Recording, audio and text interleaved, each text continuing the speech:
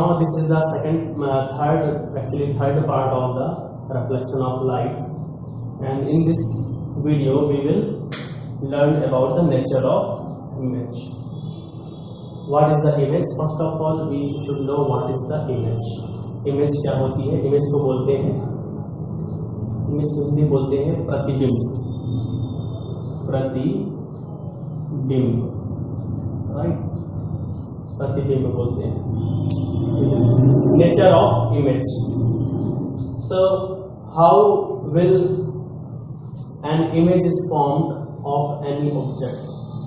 Incident rays starting from a point. Incident rays, we know what is the incident ray. It is the coming ray from the source, from the object.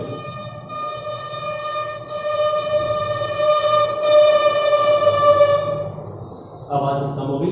चलिए, incident rays starting from a point object are reflected sorry यहाँ comma नहीं होगा, and reflected from a mirror. For example you can see this is the reflection from mirror. This is the point object O, and this is the point image I. So this is the vertical plane mirror, and it formed or it produced its image behind the mirror. If the image is formed behind the mirror, then this type of image is known as virtual image. We come to know about this. So pay attention here. Incident rays starting from, this is the incident ray OP, and this is the incident ray OD, and one minute, just a minute. Incident ray starting from a point object and reflected from a mirror.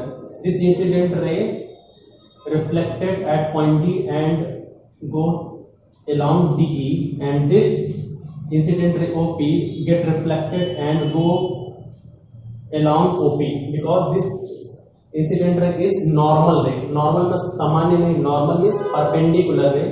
In science, normal is known as perpendicular ray, right? So what happens after reflection? These reflected rays either actually meet at a point. These reflected ray, this reflected is coming this side, actually this is coming this side, and this reflector is coming this side. What you think that these two rays meet together at any point in front of the mirror? No, it couldn't be happen. It can't be happen, because when they go away from the mirror, the distance between them is go wider, and it will never intersect each other. But if we see these reflector ray is produced behind the mirror, then the distance between them goes going on decrease, and at point I they intersect each other. So this is the most important point. These reflected rays either actually meet at a point or appear to come from a point. या तो ये दोनों reflector race actual में मिलेंगी कहीं पर, वो अभी हम कॉन्केव मिरर में देख लेंगे, स्फेरिकल मिरर में जहां पे हमें रियल इमेज मिलती है. तो अभी उसके एग्जांपल दिखा देते हैं. तो अभी हमारा जो बनना है वो क्या है? appear to come from a point. एक पॉइंट से आती हुई रिफ्लेक्टर रेस दिखाई दे रही है. तो एक पॉइंट से आती है रिफ्लेक्टर रेस दिखाई दे रही है, इसका मतलब ये क्या है? इमेज बन गई. The other point is called, so the other point is called the image of the point object. तो अदर पॉइंट जो होता है उसे हम पॉइंट इमेज कहते हैं ऑब्जेक्ट O की. So there are two types of images, real image and virtual image.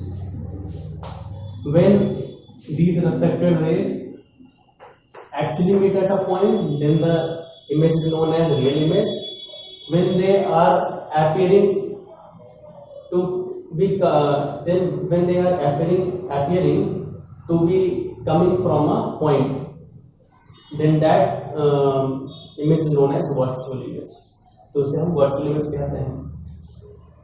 So we can define real image as many ways, but In a simple way, you can say a real image is formed when two or more reflected rays meet at a point in front of the mirror. Real image is always produced in front of the mirror, because reflected rays after reflection, the reflected rays actually meet at some point, and it is possible when the reflected rays meet at a point in front of the mirror, because reflection is taking place in this side, right? Okay, don't worry, we can say it in a more simpler way. What about virtual image?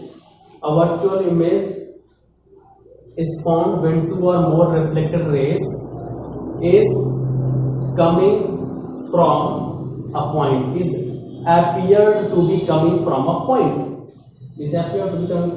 then that image is known as virtual image. And one thing more, real image is always inverted with respect to the object, right? With respect to the object is placed in this orientation, then the image of that object is, we get the image of that object is in this orientation, right? If the object is oriented in this situation, in this orientation, then we get the image of that object is right. So we get always invert image, means अगर हम object उल्टा रखते हैं तो सीधा बनेगा, सीधा रखते हैं तो उल्टा बनेगा. ऐसा नहीं हमेशा उल्टा बनता है, ऐसा नहीं कहते हैं, with respect to the object कहते हैं. Virtual image is always erect with respect to the object. उल्टा रखेंगे उल्टा बनेगा, सीधा रखेंगे सीधा बनेगा.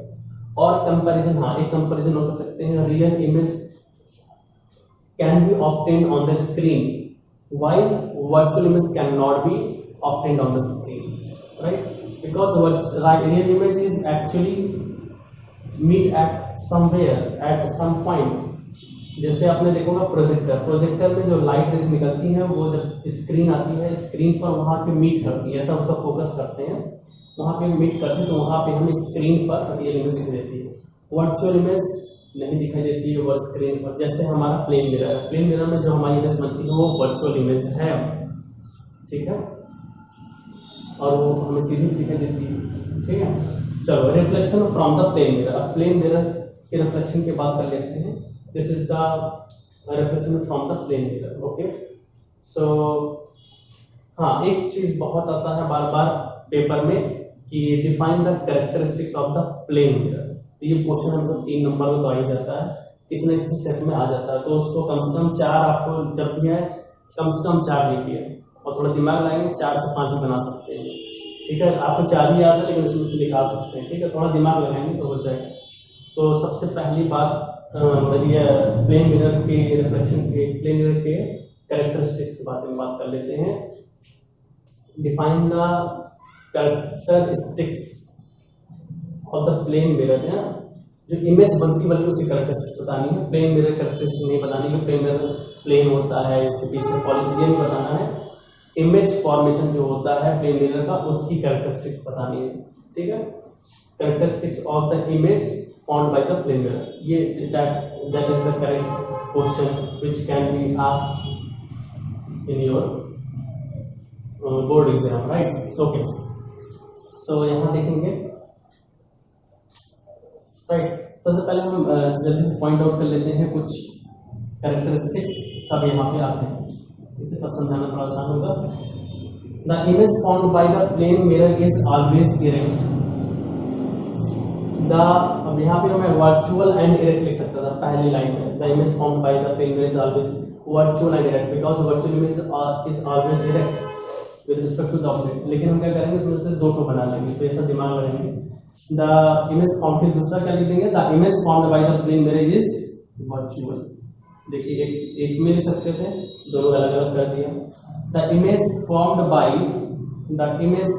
The plane mirror, the image formed by the plane mirror is at the same distance from the mirror as the image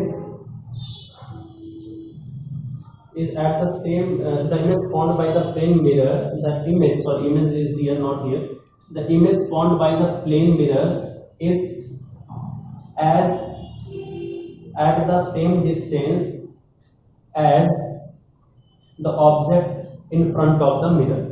कहने का मतलब ये है कि जो इमेज बनाई जाती है प्लेन मिरर के द्वारा, वो जितना दूरी पर वो प्लेन मिरर से है उतनी ही दूरी पर प्लेन मिरर से होती है जितना दूरी आपका ऑब्जेक्ट होता है प्लेन मिरर के सामने, राइट। तो OP equals to P I होता है, यानी ऑब्जेक्ट की डिस्टेंस और इमेज डिस्टेंस बराबर होती है। नेक्स्ट थिंग आप ये भी देख रहे हो, जो इमेज की साइज है और जो ऑब्जेक्ट साइज है वो दोनों क्या है, साइज इक्वल होती है। तो इसे फिर से आप कह सकते हो the image found by the plane mirror is as same size as that of the object, यानी ऑब्जेक्ट की साइज के ही जितना होता है हमारा इमेज की साइज। और भी बता सकते हो, हाँ एक पॉइंट और, एक पॉइंट ऐड कर सकते हो, lateral inversion. The image found by the plane mirror is always laterally inverted. कुछ बच्चे लिटरली लिख देते हैं, LITR, लिटरेसी रेट तो नहीं देख रहे हैं यहाँ पे, लिटरल नहीं होता है, लैटरल होता है। लैटरल मीन्स होता है साइडवेज, SIDEWAY, साइडवेज मतलब पास तरफ, अगल बगल, लेफ्ट राइट। लैटरल इन्वर्जन होता है मतलब लेफ्ट का राइट, राइट का left and vice versa, right. अभी हम देखते हैं, ये वर्चुअल और रेट को आपको समझ में आ गया, बताया जा चुका है। इन दोनों की बात कर लेते हैं। इन दोनों की बात करने के लिए देखिए, इसको चाहे तो हम प्रूफ कर सकते हैं, बहुत सिंपल सा प्रूफ है, देख लेते हैं, प्रूफ ही देख लेते हैं, ठीक है। तो यहाँ पे देखेंगे, अब ये बताइए, ये और ये दोनों लाइन, ये और ये दोनों लाइन क्या है, पैरेलल है, और ये क्या है, ट्रांसवर्स लाइन से कट कर रही है। तो क्या होते हैं, कॉरस्पॉन्डिंग एंगल बराबर होते हैं और ट्रांसवर्स एंगल भी बराबर होते हैं। तो मुझे बताइए, तो दोनों एंगल बराबर नहीं होंगे, ये एंगल और ये एंगल आपस में बराबर नहीं होगा या नहीं होगा, होगा, कॉरस्पॉन्डिंग एंगल बराबर होंगे।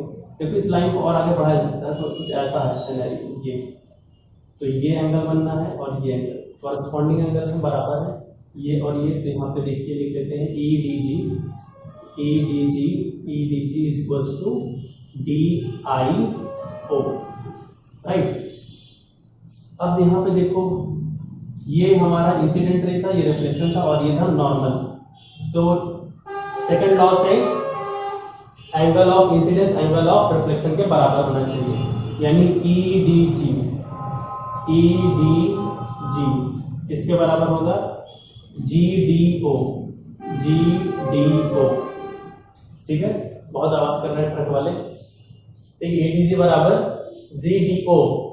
नेक्स्ट और भी देख सकते हैं, हाँ अब देखिए, ये और यहाँ पे देख सकते हो, ये दोनों भी पैरेलल है, ये दोनों पैरेलल, और ये इस बार ये ट्रांसवर्स लाइन ले रहे हैं, पहली बार ये ट्रांसवर्स लाइन, अब ये ट्रांसवर्स लाइन ले रहे हैं। तो ये इक्वल्स टू ये हो जाएगा, अल्टरनेट एंगल्स इक्वल हो जाएंगे। तो देखिए क्या हो जाएगा, GDO is equals to DOP। Rewind कर करके देखो, DOP बोलो चाहे DOI बोलो, बात एक ही है। तो हम DOI लंबा एंगल ले रहे हैं क्योंकि वहां भी DIO लिए थे, ठीक है, इसलिए ऐसा कर लिया। तो बात समझ में आ गई आपको? जब नहीं समझ में आएगा तो रिवाइंड कर लेना, तो एंगल तुम्हें दिखाई देगा, ठीक। चलो अब मुझे बताओ, EDG और GDO आपस में बराबर हैं? बोलो हाँ बराबर हैं। अगर ये बराबर है, EDG GDO आपस में बराबर, तो इक्वेशन फर्स्ट और इक्वेशन सेकंड का लेफ्ट हैंड साइड बराबर हुआ। जब लेफ्ट हैंड साइड बराबर हुआ तो राइट हैंड साइड DIO और DOI भी बराबर होना चाहिए कि नहीं होना चाहिए। तो DOI और DIO बराबर, ये एंगल तो बराबर हो गया। ट्रायंगल DOI में ये एंगल बराबर हो गया। अपोजिट एंगल्स बराबर हैं, अगर अपोजिट एंगल्स बराबर हैं तो उनकी अपोजिट साइड भी आपस में बराबर होनी चाहिए।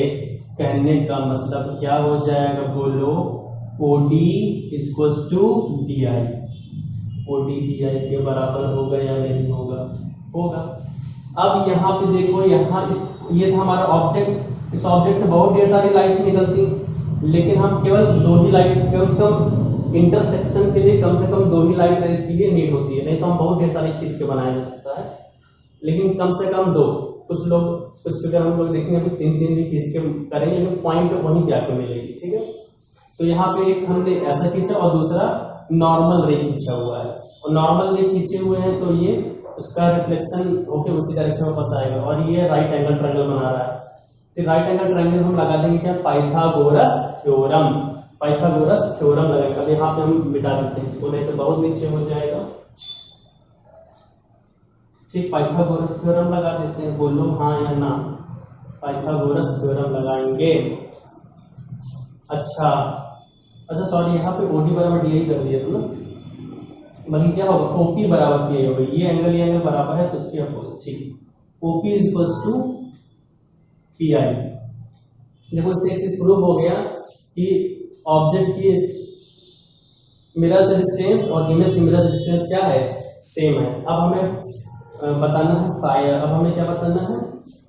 ये तो हो गया, और क्या बताना था हमें? डिस्टेंस सेम हो गई और ऑब्जेक्ट की साइज भी सेम हो जाएगी, ये भी बताया जा सकता है ना। 1 मिनट रुकना, पहले मैंने क्या लिखा था? DO। अच्छा ये DO और DI सही लिखा था यहाँ पे मैंने, ठीक है।